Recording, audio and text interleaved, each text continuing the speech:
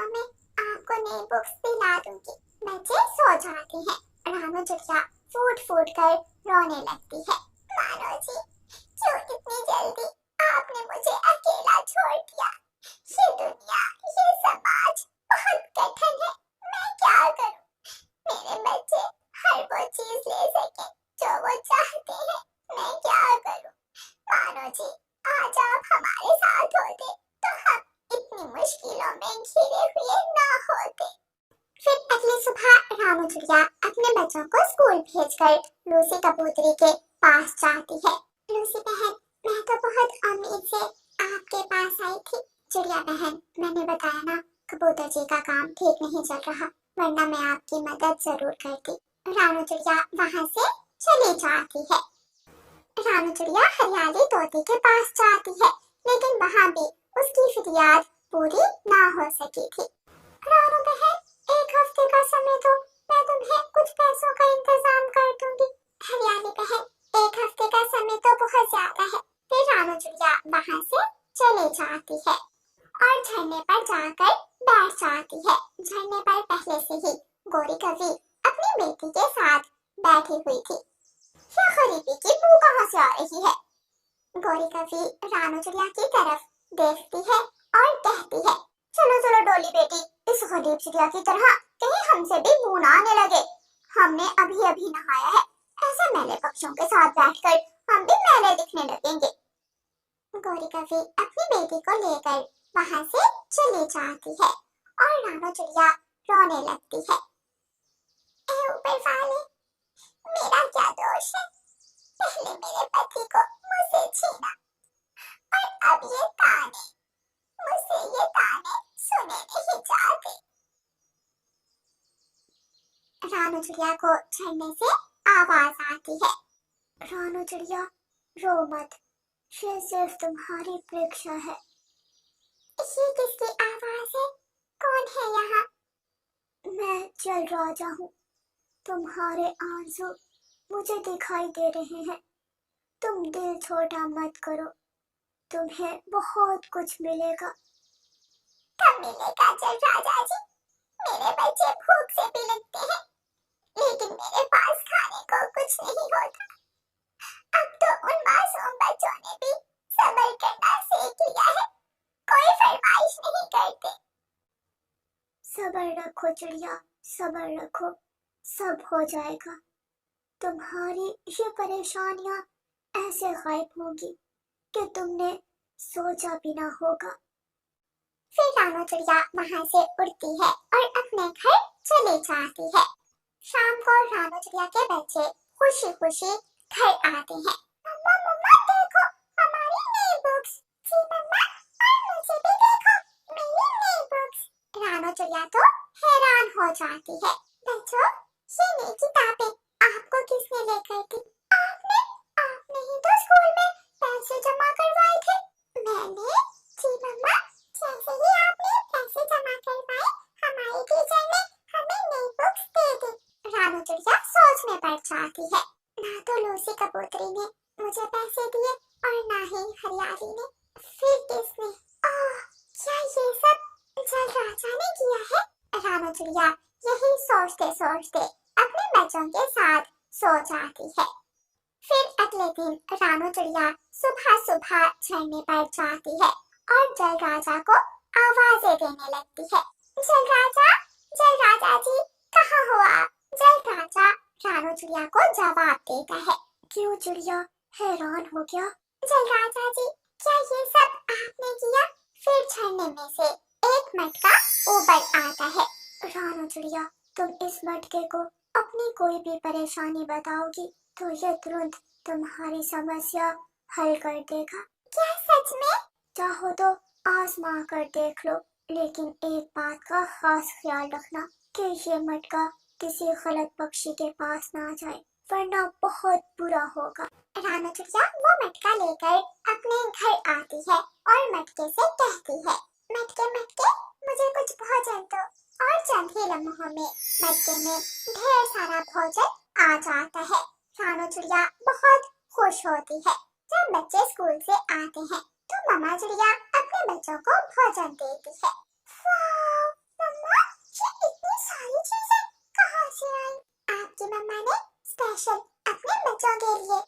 बनाया है। बच्चे खुशी खुशी भोजन खाते हैं और फिर ऐसे ही दिन गुजरते गए। रानू चिड़िया के हालात अब बदल गए थे, लेकिन गोरी कवि से ये सब बर्दाश्त नहीं हो रहा था। कालू जी, आज मैंने देखा वो छोटी चिड़िया 3-4 बैग भरकर सामान के अपने घर ले जा रही थी।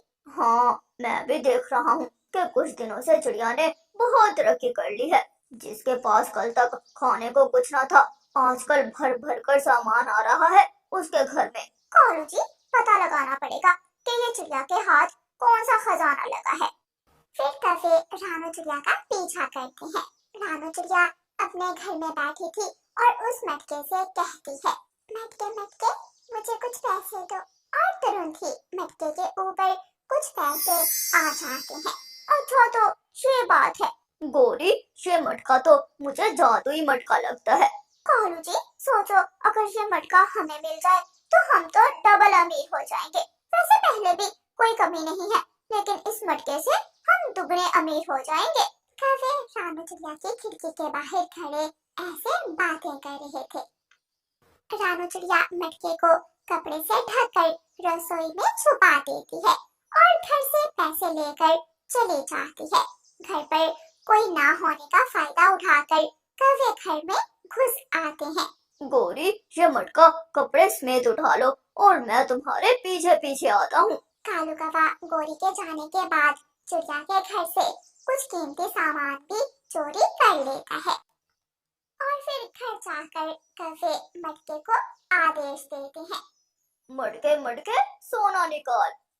लेकिन मटके से तो कुछ नहीं निकलता। फिर गोरी कवि कहती है, मटके मटके सोना नहीं तो चांदी निकाल। लेकिन मटके पर तो अब भी कोई असर नहीं होता। कवे बार बार मटके को आदेश दिए जा रहे थे, लेकिन वहाँ तो कुछ भी नहीं निकलता। अच्छा मटके, लकड़ी ही निकाल कर दिखा दे, पता तो चले कि तू किसी काम का है। गोरी, लगता है तुम गलत मटका उठा लाई हो। लेकिन तभी मटके से एक बड़ी सी लकड़ी की छड़ी निकलती है और कौवों की खूब पिटाई करती है। गोरी, ये तुमने क्या किया? गलत चीज का आदेश दे दिया। बंद करो, बंद करो। ऐ मटके, बस कर। लाठी रुक जाती है और फिर गोरी कवि कहती है, गोरी कवि का लालच तो कभी खत्म होने वाला नहीं था। मटके मटके सोना निकाल। लेकिन तभी मटका फूट जाता है और साथ ही घर की छत कौवों पर आन गिरती है। दोनों कौवों के पंख छत के नीचे दब जाते हैं। कालू जी, ये क्या हो गया? लालची औरत, तुम हमेशा गलती करके मुझसे ही क्यों पूछती हो कि ये क्या हो गया? हाय हाय, मर गया, मर गया। मेरा पंख भी घायल कर दिया और मेरा घर भी टूट गया। कोई हमें बचाओ, हमें बचाओ।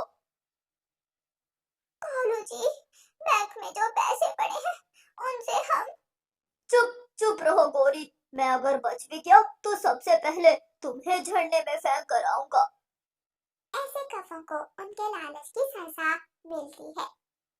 प्यारे दोस्तों, इस कहानी को लाइक, अपने दोस्तों के साथ शेयर और चैनल को सब्सक्राइब करना बिल्कुल मत भूलना। आपका धन्यवाद। रानू चिड़िया की ऐसी कहानियाँ सुनने के लिए YouTube सर्च बार में रानू चिड़िया की कहानी लिखें या फिर ये बटन दबाकर बोलकर कहें रानू चिड़िया की कहानी। हलवाई मिठाई बना रहा था। ग्राहक स्वादिष्ट स्वादिष्ट मिठाइयाँ लेकर खा रहे थे। थोड़ी दूर एक पेड़ पर बैठा हुआ कौवा और उसकी पत्नी गोरी कवि ये सब बहुत हैरानी से देख रहे थे। एक कागज का टुकड़ा देते हैं सब और बदले में हलवाई उन्हें मिठाई दे देता है। कालू, वो देखो सामने एक गत्ते का टुकड़ा पड़ा है। मैं भी वो गत्ते का टुकड़ा इंसान को देकर मिठाई लेती हूँ। फिर गोरी कवि जमीन पर गिरा हुआ गत्ते का टुकड़ा उठाकर हलवाई के पास जाती है। चाचा जी, ये ले कागज और मुझे भी मिठाई दे दें। कवि, पागल कवि, मैं कोई बेवकूफ नहीं हूँ जो इस कागज के बदले में तुम्हें मिठाई दे दूँ। कालू कौवा भी वहाँ आ जाता है।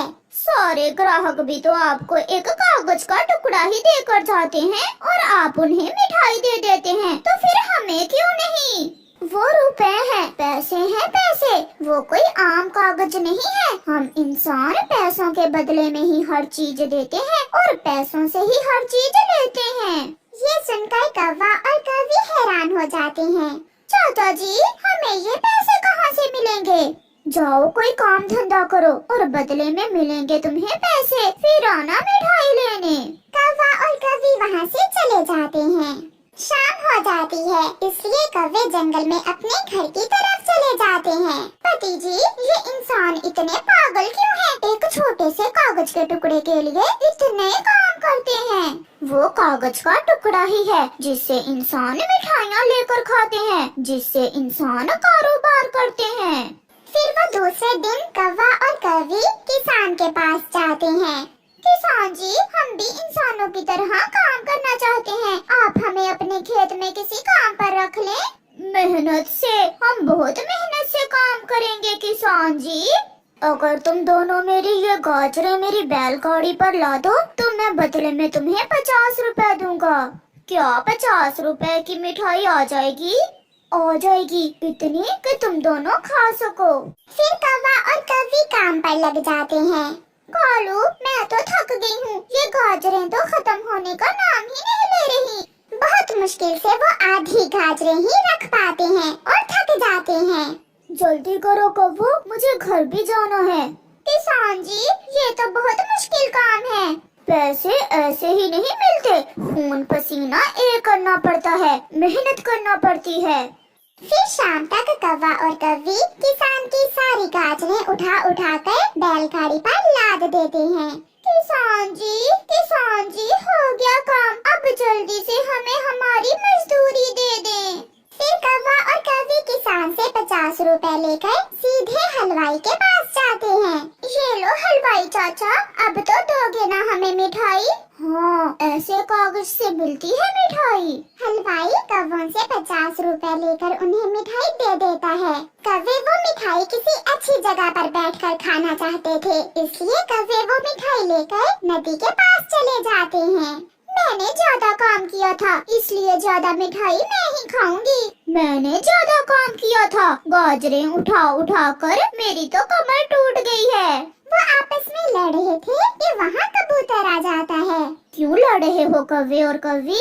फिर कवि कबूतर को बताती है, ये मिठाई लेने के लिए हमने किसान के खेत में काम किया, मैंने ज्यादा काम किया और मैं मिठाई भी ज्यादा लूंगी।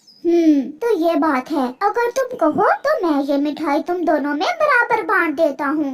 कौवे मान जाते हैं। तुम दोनों अपनी आंखें बंद करो और जब मैं कहूँ तो आंखें खोलकर जिसके सामने जितनी मिठाई हो वो खा ले। फिर कौवे अपनी आंखें बंद करते हैं और कबूतर चुपके से वो मिठाई लेकर वहाँ से भाग जाता है। कबूतर, खोल लूँ आंखें? कबूतर, बोलो भी, मैं थक गई हूँ।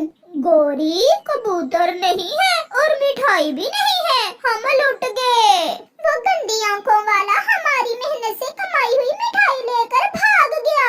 इससे तो अच्छा था हम खुद ही बांट लेते। चलो गोरी, अब फिर से चलें किसान के खेत में काम करने।